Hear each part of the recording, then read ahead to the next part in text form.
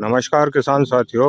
आज हम खातेगांव तहसील के ग्राम तिवड़िया में लहसुन की फसल देखने के लिए उद्यान विशेषज्ञ श्रीमान कनौजिया जी डॉक्टर साहब के साथ आए हैं।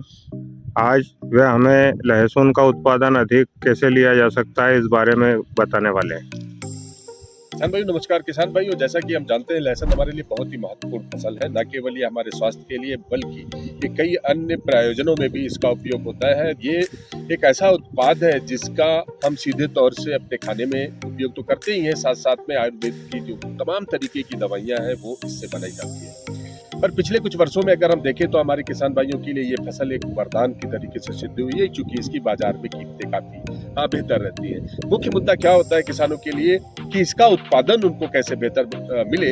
इसके लिए दो तीन बड़ी महत्वपूर्ण बातें जो किसान भाइयों को ध्यान रखना है। इसके लिए जो है जो मिट्टी का चुनाव है वो ऐसा हो जो जिसमें कि भुरभुरापन हो, पानी को पकड़ने की क्षमता हो और उसका उपजाऊपन अच्छा हो। ये यदि नहीं भी है हमारे किसान भाइयों के यहाँ तो वो उसमें सुधार अपने खेतों में कर सकते हैं, और इसके लिए गोबर की अच्छी पकी हुई खाद या वर्मी कंपोस्ट या हमारे साथ ही साथ में हमारे लहसुन फसल के लिए जो महत्वपूर्ण पोषक तत्व है जिसमें न केवल नाइट्रोजन, फास्फोरस, पोटास बल्कि जिंक, सल्फर और लोहा और मैग्नीज जैसे पोषक तत्वों की भी आवश्यकता होती है। तो इन बात पर ध्यान देना बहुत जरूरी है। दूसरी महत्वपूर्ण बात है कि इसके बीज की जो गुणवत्ता है, सबसे पहली बात तो यह है कि हमें उन्नतशील प्रजाति का चुनाव करने की आवश्यकता है, और इसके लिए हमारे अपने इस क्षेत्र के लिए G282 जिसे आमतौर पर हमारे किसान भाई G2 के नाम से लहसुन को जानते हैं, ये एक बहुत अच्छी जो अधिक उत्पादन देने वाली किस्म तो है ही, साथ में इसकी भंडारण की क्षमता भी बहुत अच्छी है। तीसरी जो महत्वपूर्ण बात है इसकी सिंचाई का प्रबंधन। सिंचाई प्रबंधन के लिए इसको 10 से 12 दिनों के अंतराल पर जो नियमित रूप से सिंचाई की आवश्यकता होती है, और ये सिंचाई लगभग 100 से 120 दिन तक जरूरत होती है। यूं कहें हम कि 10 से 12 सिंचाइयों की आवश्यकता इस फसल को होती है।